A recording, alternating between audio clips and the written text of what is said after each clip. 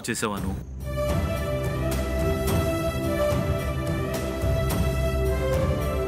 చిన్న విషయమే కదా బాబాయ్, దీనికే.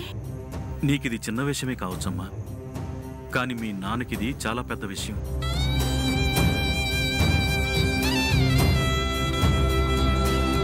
నేను బయట తినొచ్చాను, ఇంట్లో ఏముందిలే అని నీ మనసు కనిపించొచ్చు. కానీ కూతురు కోసం గుండెల్లో గూడు కట్టుకుని బంధంతో నీ మీద ప్రేమని పెనవేసుకున్నా, సంవత్సరం అంతా ఈ రోజు కోసం ఎదురు చూస్తున్న ఆ తండ్రి మనసుకు మాత్రం ఇలాంటి సమయంలో తనని పట్టించుకోలేదే అని చెప్పుకోలేనంత బాధమ్మా.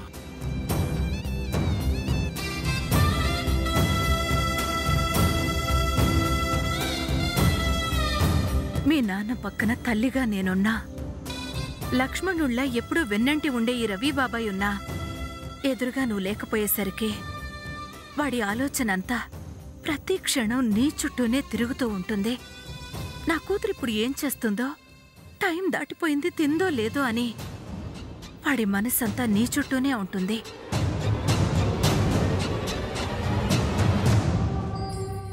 ఎప్పుడైనా నేను ఒరే అదేమైనా చిన్నపిల్ల, అది చూసుకుంటుందిలే అంటే, నా చిట్టి తల్లి వయసులో ఎంత ఎదిగినా నాకు మాత్రం చంటి పిల్లేనమ్మా అనేంత గొప్ప ప్రేమ మీ నాన్నకి నీ మీదుందమ్మా.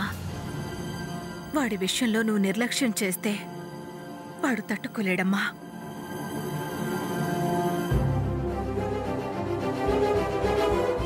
ప్రతివాడి జీవితంలో దీపావళి, దసరా, సంక్రాంతి అని పండగలుంటాయి.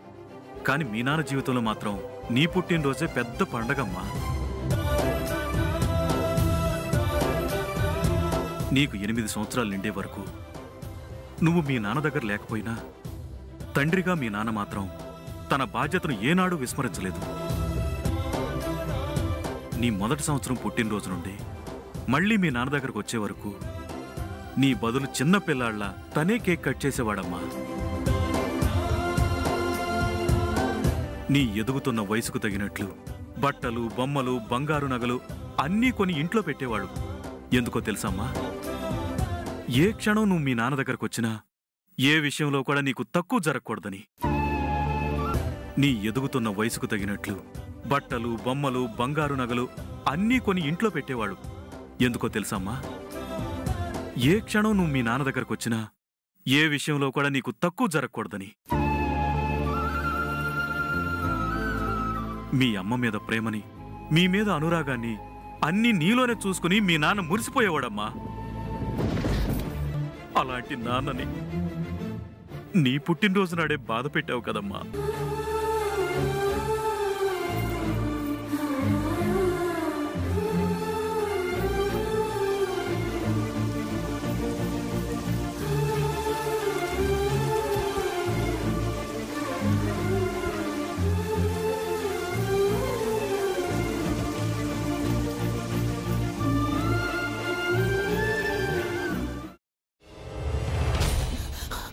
నువ్వు ఇంకేమన్నా చెప్పాలా?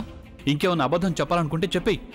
నేను చూడాలనుకుంటున్నాను నన్ను మోసం చేయడానికి నువ్వు ఎంత నీచానికి దిగజారగలవు అని. ఎందుకు ఆలియా, ఎందుకు నువ్వు ఇలా చేసావు? నీకు తెలుసు కదా నానమ్మ తర్వాత నీ ఒక్కదానిని కదా నేను పూర్తిగా నమ్మేది. ఏమన్నావు నువ్వు? ఈ మధ్య అన్నిటినీ మర్చిపోతున్నావా? అది చాలు. వాటిలో ఉన్న శక్తి విషయాన్ని గ్రహించి మనకు వివరిస్తాయి.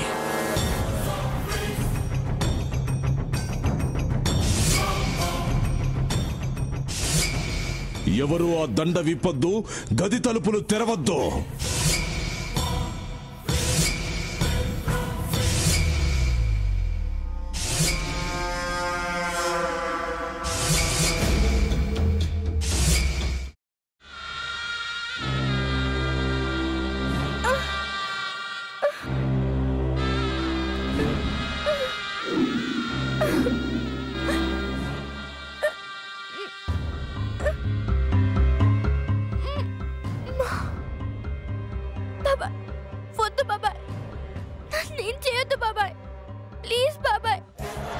నిజం తెలిసినప్పుడే నా ఆలోచనలో నువ్వు చచ్చిపోయావు.